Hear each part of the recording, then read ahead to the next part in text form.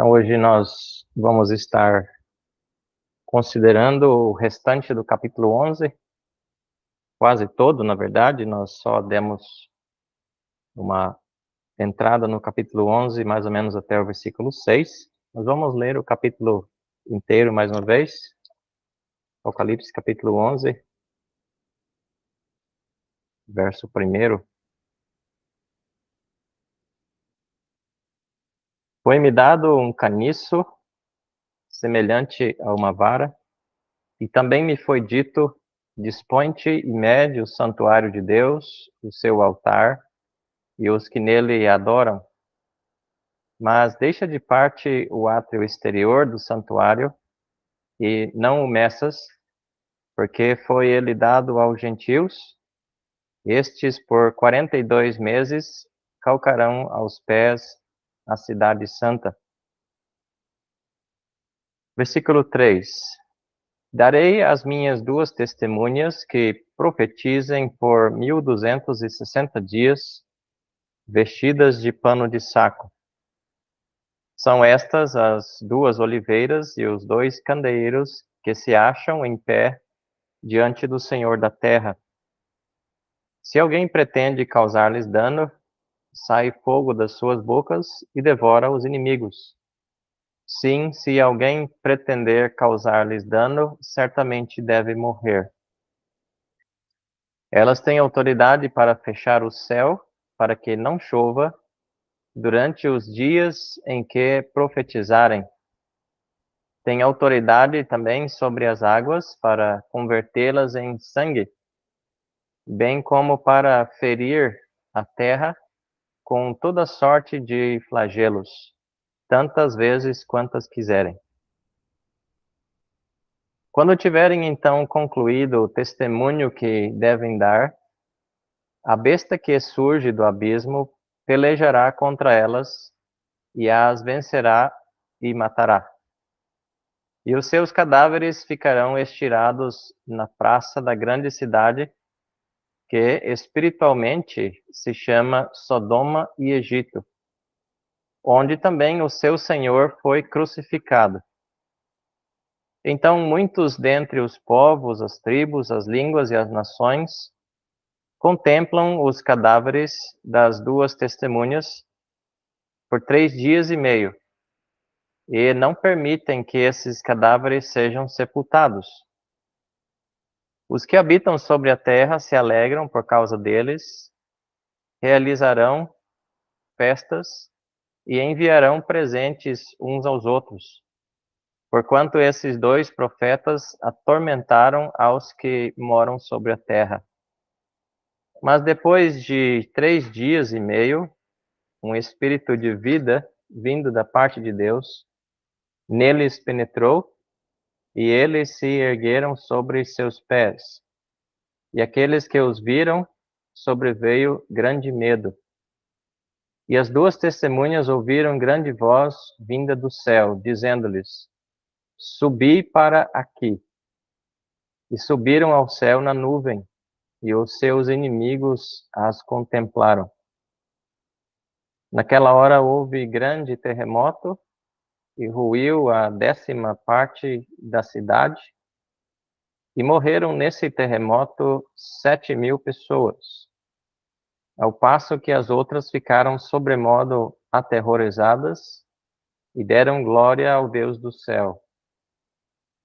Passou o segundo ai, eis que sem demora vem o terceiro ai. Verso 15. Sétimo anjo tocou a trombeta, e houve no céu grandes vozes dizendo: o reino do mundo se tornou de nosso Senhor e do seu Cristo, e ele reinará pelos séculos dos séculos. E os 24 anciãos que se encontram sentados nos seus tronos diante de Deus, prostraram-se sobre seus rostos e adoraram a Deus, dizendo: graças te damos, Senhor Deus Todo-Poderoso, que és e que eras, porque assumiste o teu grande poder e passaste a reinar. Na verdade, as nações se enfureceram, chegou, porém, a tua ira, e o tempo determinado para serem julgados os mortos, para se dar o galardão aos teus servos, os profetas, aos santos e aos que temem o teu nome, assim aos pequenos como aos grandes, e para destruíres os que destroem a terra. Abriu-se então o santuário de Deus, que se acha no céu, e foi vista a arca da aliança no seu santuário. E sobrevieram relâmpagos, vozes, trovões, terremoto e grande saraivada.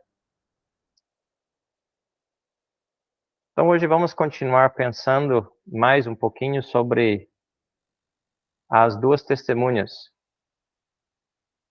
Nós já pensamos um pouquinho dos versículos 3 até 6, algumas características, algumas qualidades dessas duas testemunhas, que sugerimos que serão dois homens, né? E que vão profetizar no mundo, especialmente em Jerusalém, em Israel, provavelmente na última metade do período de tribulação. Sabemos que o tempo do ministério deles é 3 anos e meio, e algumas coisas que eles fazem e que também acontecem com eles parecem indicar que o ministério deles vai acontecer na segunda metade da tribulação, os últimos 3 anos e meio. Vimos o poder que o Senhor lhes dá, né, no versículo 5, um poder ilimitado, semelhante ao poder de Elias e de Moisés, e até mesmo de fechar os céus para que não chova durante todo o tempo em que eles estiverem profetizando, assim como Elias, que orou e não choveu por 3 anos e meio. E também eles terão poder para fazer muitos outros sinais, como, por exemplo, converter água em sangue, como Moisés fez diante de Faraó, né? E tantos flagelos quantos quiserem. E se alguém pretende interromper o seu ministério aqui, nós vemos que ele certamente deve morrer. Eles têm poder para tirar a vida daqueles que procuram atrapalhar ou vão procurar atrapalhar o seu ministério aqui. Então, nós já pensamos nesses primeiros 6 versículos. Pensamos também nos versículos 1 e 2 a respeito do templo, né, que vai existir aqui no mundo no período da tribulação e que vai ser profanado pelo anticristo. Agora vamos pensar nos versículos que nós ainda não estudamos, versículos 7 até o fim, que continua falando sobre o destino das duas testemunhas e como eles vão ser perseguidos e mortos pelo anticristo, pela besta. Então, aqui no versículo 7, é a primeira vez que a besta é mencionada no livro de Apocalipse, e nós somente vamos ter mais informações, mais detalhes a respeito da besta no capítulo 13, no outro estudo na permissão do Senhor.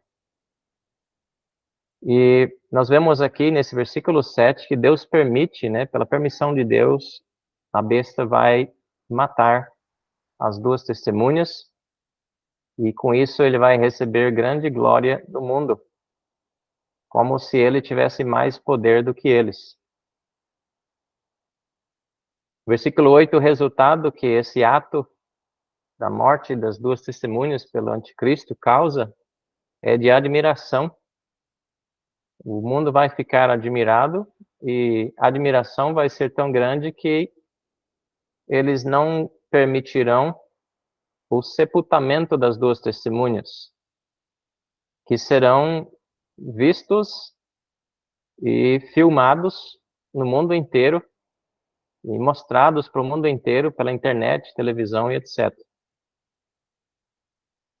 Aqui nesse versículo 8, Jerusalém é chamado espiritualmente de Sodoma e Egito, são termos espirituais usados para Jerusalém por causa da imoralidade e da idolatria dos seguidores da besta e dos moradores em Israel, daqueles que seguem o anticristo, os judeus rebeldes.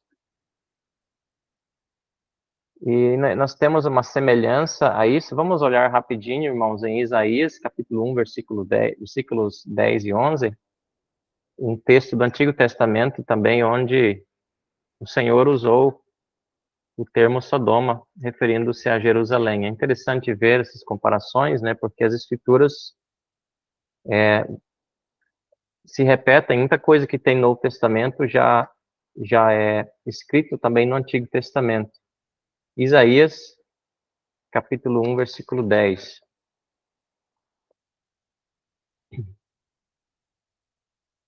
10 e 11.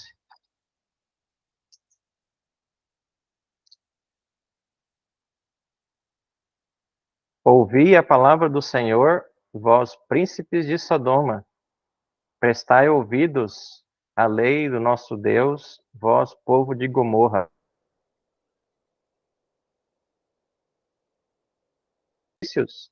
Diz o Senhor, estou farto dos holocaustos de carneiros e da gordura de animais cevados, e não me agrado do sangue de novilhos, nem de cordeiros, nem de bodes. Então, esse contexto aqui é justamente contra Judá, né? Os sacrifícios que o povo de Israel estava oferecendo, que não agradavam ao Senhor mais.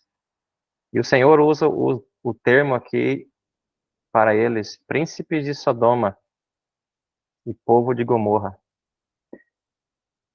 Então, espiritualmente aqui também nesse versículo, aqui em Apocalipse capítulo 11, versículo 8, aqui é Sodoma e Egito. Mas nós temos a confirmação de que realmente se trata de Jerusalém, porque a última frase diz, onde também o seu Senhor foi crucificado. Então isso confirma que se trata de Jerusalém. Então eles vão ser mortos em Jerusalém e os seus cadáveres vão ficar em praça pública em Jerusalém, para que seja visto pelo mundo, como se fosse um troféu, né? Como se fosse um troféu de vitória do anticristo. Aí versículos 9 e 10 nos mostra que muitos em toda parte do mundo contemplam os cadáveres, né? Certamente, quando fala em toda parte do mundo, isso quer dizer que vai ser usado os meios de comunicação, né? Pela mídia, todos vão ficar sabendo e vão ficar tão alegres que vai ter festa no mundo inteiro por causa da morte deles. Porque, como diz aqui, esses dois profetas atormentaram os incrédulos por causa das suas palavras pesadas, né, de verdade, de juízos que eles trouxeram contra os seus inimigos, contra os inimigos de Deus, e também por causa dos flagelos e a falta de chuva que eles causaram. Mas, como diz o versículo 11, a festa deles vai passar rapidamente, porque depois de 3 dias e meio, eles espantados verão a ressurreição dessas duas testemunhas. Então nós vemos que é tudo na permissão de Deus que eles não sejam sepultados, embora que os homens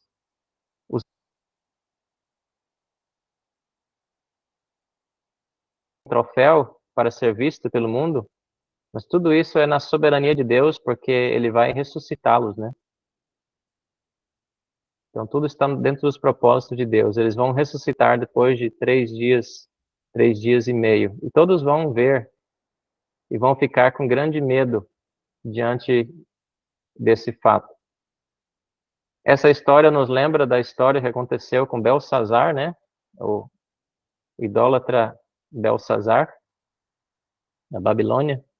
Como que ele estava em festa, usando utensílios da casa de Deus, utensílios de ouro que ele trouxe de Jerusalém para beber vinho e se alegrar e festejar com seus homens, e de repente mudou, né, a alegria dele se tornou em medo quando Deus agiu, e escreveu aquelas palavras de juízo na parede do palácio na Babilônia. Então é mais ou menos esse sentimento que essas pessoas vão ter aqui. No versículo 12, nós vemos como que as duas testemunhas vão ser chamadas para subirem ao céu, e eles vão subir, aparentemente, como descrito aqui, de uma maneira que permite que eles sejam vistos enquanto sobem. Eu pensava antigamente que aqui aconteceria como se fosse um arrebatamento, como vai acontecer com a igreja, mas pelo contexto parece indicar que a subida deles vai ser gradativa, vai ser visível, assim como a ascensão do próprio Senhor Jesus Cristo, que os discípulos acompanharam enquanto ele subia. E esse grande milagre da subida deles, da ressurreição e da ascensão deles, vai causar medo e emoção. Diz que o povo, os demais, né, que não morrem, né, eles vão dar glória a Deus, ao Deus do céu. Mas nós não vemos que eles se arrependem. Então podemos entender que o sinal vai ser evidente de que eles vão entender que Deus está agindo, porém, por causa da dureza do seu coração, eles não se arrependem. Também vemos aqui no versículo 13 que no mesmo momento em que eles ressuscitam e são levados para os céus, vai acontecer um grande terremoto em Jerusalém, que vai destruir a 10ª parte da cidade. E 7.000 pessoas vão morrer nesse terremoto. É bem provável que esses 7.000 aqui sejam aqueles seguidores da besta que estejam mais envolvidos.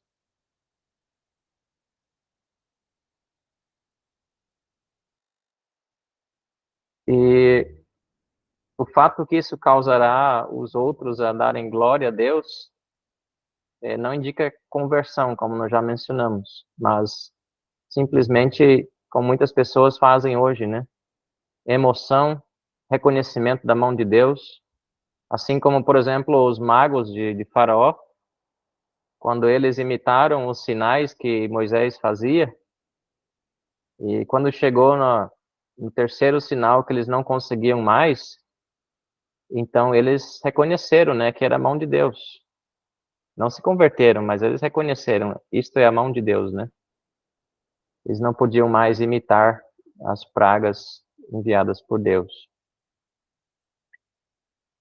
Então, nessa parte desse parêntese, finaliza aqui no versículo 13 essa informação, principalmente sobre o templo e sobre as duas testemunhas.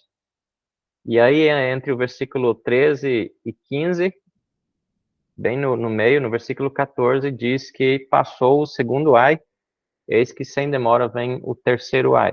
O terceiro ai corresponde à 7ª trombeta, que são o juízo das 7 taças. Mas nós vamos ver o juízo das 7 taças somente a partir do capítulo 16. Então, agora no versículo 15, é tocada a 7ª trombeta. Então, agora passa a voltar a contagem cronológica dos juízos, né? Finaliza esse segundo parêntese aqui e continua a sequência cronológica. E a 7ª trombeta é tocada. Nós vemos a 6ª trombeta lá no capítulo 9, versículo 13. E daí veio o parêntese aqui no capítulo 10, né? Então agora continua. E agora aqui diz que esse aqui é o terceiro ai. Porque o primeiro e o segundo ai correspondem à 5ª e à 6ª trombeta. Olha o versículo 13 do capítulo 8 que nós já estudamos. Ai, ai, ai dos que moram na terra por causa das restantes vozes da trombeta dos 3 anjos que ainda têm de tocar. Olha o versículo 12 do capítulo 9. O primeiro ai passou, isso é a 5ª trombeta. Eis que depois destas vem ainda 2 ais. Então, o segundo ai é a sexta trombeta, e agora a sétima trombeta, o terceiro ai. Essas expressões indicam intensidade nas dores, né? Intensidade nos juízos. E a última trombeta, ela, ao ser tocada, vai abrir os juízos das 7 taças, que são juízos extremamente severos. Então agora, no versículo 15, a sétima trombeta é tocada, e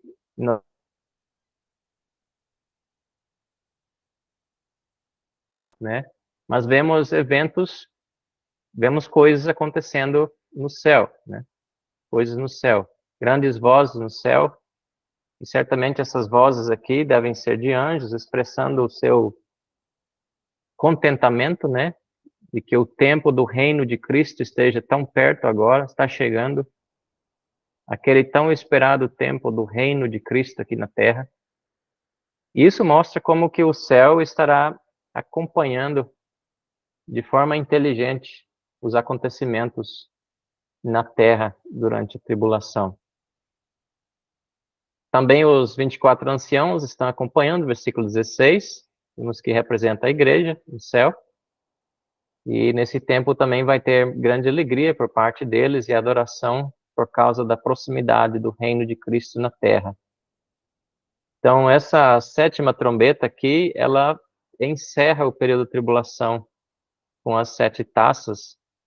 Por isso entendemos que as taças, elas serão juízos que vão acontecer dentro do espaço de alguns meses finais do período de tribulação. Nós vamos poder ver melhor isso no capítulo 16. Aí, versículos 17 e 18, nós vemos as palavras de adoração, né? Graças te damos, Senhor Deus Todo-Poderoso, que eras, porque assumiste teu grande poder e passaste a reinar. Na verdade, as nações se enfureceram, chegou, porém, a tua ira e o tempo determinado para serem julgados os mortos, para se dar o galardão aos teus servos, os profetas, aos santos e aos que temem teu nome, assim pequenos como grandes, e para destruíres os que destroem a terra. Então, nessas palavras aqui, da igreja no céu, né, podemos assim corresponder com os 24 anciãos. O centro da adoração é Deus Todo-Poderoso, porque ele venceu contra Satanás e as nações incrédulas. E essas palavras, elas trazem um eco. Eu queria ler com os irmãos um eco do Salmo número 2. Vamos ler o Salmo número 2, que é praticamente idêntico ao que está descrito aqui. Salmo número 2.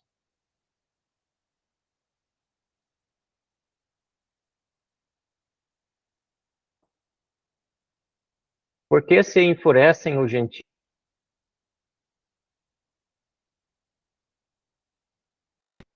Os reis da terra se levantam e os príncipes conspiram contra o Senhor e contra o seu ungido, dizendo: rompamos os seus laços e sacudamos de nós as suas algemas. Ri-se aquele que habita nos céus, o Senhor zomba deles. Na sua ira a seu tempo lhes há de falar, e no seu furor os confundirá. Eu, porém, constituí o meu rei sobre o meu santo monte Sião. Proclamarei o decreto do Senhor. Ele me disse: tu és meu filho, eu hoje te gerei. Pede-me e eu te darei as nações por herança e as extremidades da terra por tua possessão. Com vara de ferro as regerás e as despedaçarás como um vaso de oleiro. Agora, pois, ó reis, sede prudentes, deixai-vos advertir, juízes da terra. Servi ao Senhor com temor e alegrai-vos nele com tremor. Beijai o filho para que se não irrite, e não pereçais no caminho, porque dentro em pouco se lhe inflamará a ira. Bem-aventurados todos os que nele se refugiam. Muito interessante esse salmo, e ele é profético, porque ele fala de Cristo como rei, reinando. E está dentro do contexto do que vai acontecer quando termina a tribulação aqui na terra, e aqueles que estão no céu estão cantando, estão adorando, porque chegou esse tempo que foi profetizado por muitos séculos, do reino do Senhor Jesus Cristo aqui nesse mundo.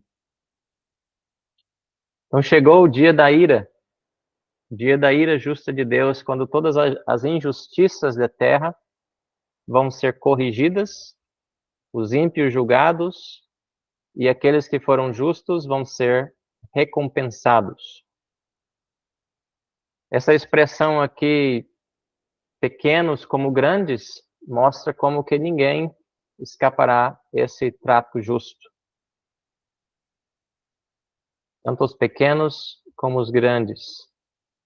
Esse galardão que vai ser entregue aqui, como diz, aos servos, os profetas, aos santos e aos que temem o teu nome. Isso descreve o momento da ressurreição dos santos que viveram antes da época da igreja e também dos santos que morreram durante a tribulação. Nós falamos o verbo no passado, morreram, porque estamos entrando dentro do contexto aqui, tá, irmãos? Então vai acontecer uma ressurreição no fim do período de tribulação, e todos os santos que não ressuscitaram da época da igreja, no dia do arrebatamento, eles vão ressuscitar nesta ressurreição, todos os salvos, no fim da tribulação.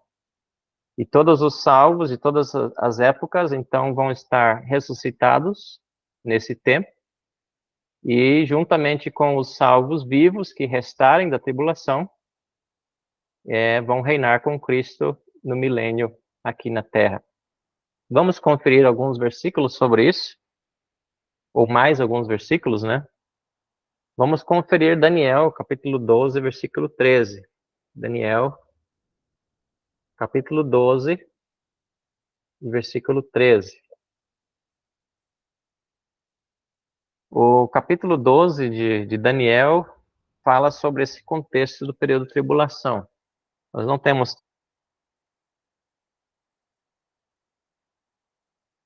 capítulo 12 de Daniel, mas os irmãos podem depois estar consultando esse capítulo.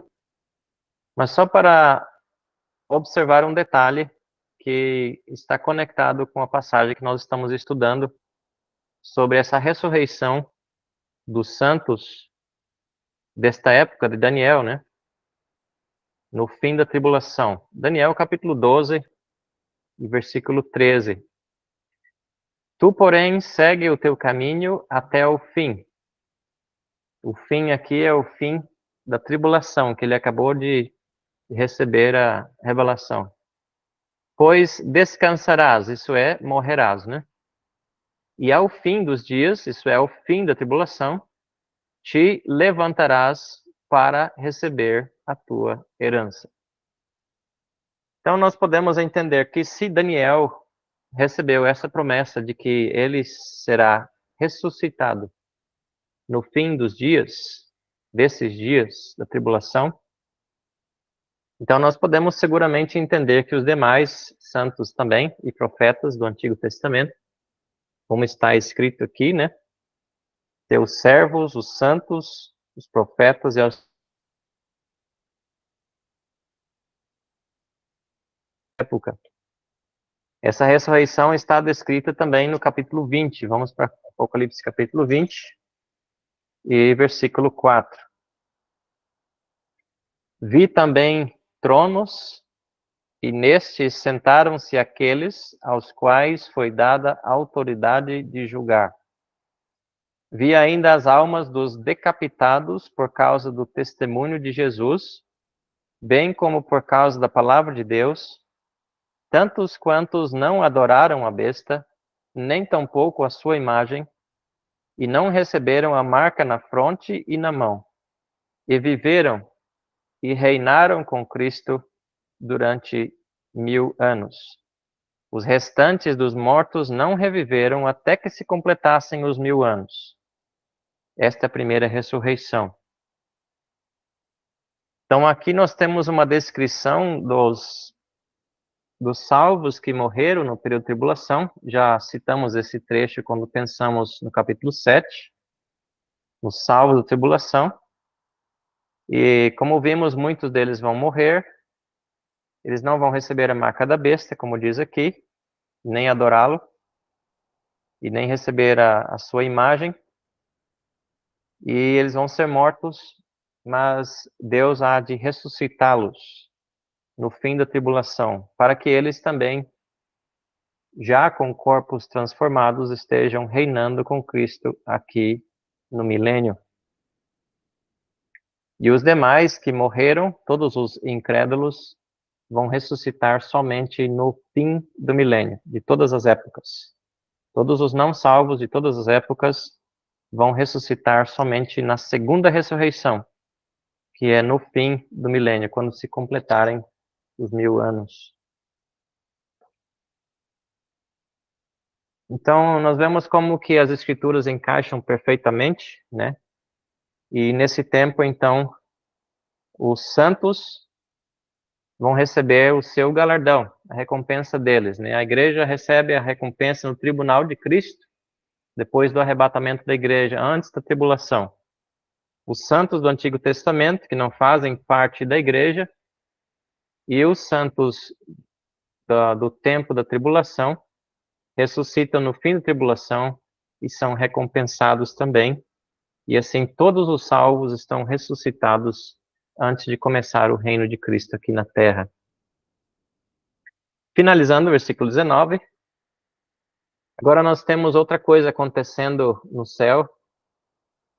O santuário abriu e foi vista a Arca da Aliança no céu.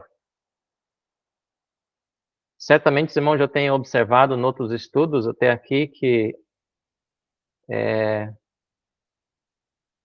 sempre nós vemos no céu coisas que havia no tabernáculo e no templo, né? E embora isso pareça misterioso, nós devemos lembrar que as coisas da casa de Deus na terra, o tabernáculo e o templo, eram projetados por causa das coisas no céu, né? Ou seja, as coisas que Deus fez aqui, o modelo que ele deixou para o tabernáculo e para o templo foi feito por causa das coisas no céu. Vamos só rapidinho ler, tem bastante tempo. Hebreus 8 e 5, sobre isso. Hebreus 8 e 5. Estamos pensando aqui na Arca da Aliança.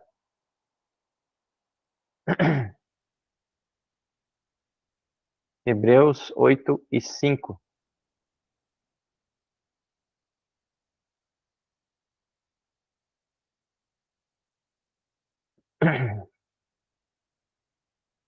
Pegar o versículo 4 para conexão. Ora, se ele estivesse na terra, nem mesmo sacerdote seria, visto existirem aqueles que oferecem os dons segundo a lei, os quais ministram em figura e sombra das coisas celestes, assim como foi Moisés divinamente instruído quando estava para construir o tabernáculo, pois diz ele, vê que faças todas as coisas de acordo com o modelo que te foi mostrado no monte.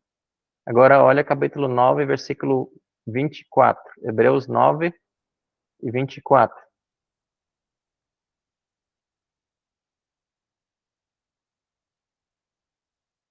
23 para pegar a conexão também. Hebreus 9, 23. Era necessário, portanto, que as figuras das coisas que se acham nos céus, as figuras estão aqui na terra, né? As figuras das coisas que se acham nos céus, se purificassem com tais sacrifícios, mas as próprias celestiais, ou seja, as reais, né? Com sacrifícios a ele superiores, porque Cristo não entrou em santuário feito por mãos, figura do verdadeiro, porém no mesmo céu, para comparecer agora por nós diante de Deus. Em outras palavras, esse texto das Escrituras nos ensina que os santuários terrestres, o tabernáculo e o templo, ou os templos, né, porque teve mais de um, foram figura, somente figura ou sombra do verdadeiro santuário que está nos céus, onde Cristo está. Ele está no verdadeiro santuário e no verdadeiro Santo dos Santos. Então não é de estranhar que João vê aqui a Arca da Aliança no seu santuário. E isso é muito significativo aqui, porque a arca era a peça mais importante do tabernáculo, a peça mais importante, mais preciosa. E depois, mais tarde, quando o tabernáculo deixou de existir, ela continuou sendo colocada dentro do templo em Jerusalém. Você pode conferir isso em 2 Crônicas 5 e 7. Os outros utensílios, as outras peças foram deixados de lado, mas a arca continuou sendo a mesma, a Arca da Aliança. A Arca da Aliança ela representa a presença de Deus no meio do seu povo e a sua aliança eterna com eles. Por isso o nome é Arca da Aliança. E certamente foi vista aqui nesse momento por João, porque chegou a hora desta aliança ser cumprida para com Israel. Aquela promessa que o Senhor havia dado, a sua aliança com o seu povo, do Messias reinando aqui entre eles e sobre eles, agora se cumpre, juntamente com os salvos na terra, que têm sofrido tanto e por tanto tempo perseguição por parte de Satanás. Então é muito significativo essa visão da Arca da Aliança aqui, nesse momento. E daí, nós vemos no fim, versículo 19, sobrevieram relâmpagos, vozes, trovões, terremoto e grande saraivada, certamente sinais, grande tempestade dos juízos finais prestes a cair sobre a terra. Então, nós vamos parar por aqui, na permissão do Senhor, no outro estudo, continuamos ainda nesse parênteses, na verdade, outro parênteses, né, no capítulo 12, em terceiro, no livro, capítulos 12, 13 e 14.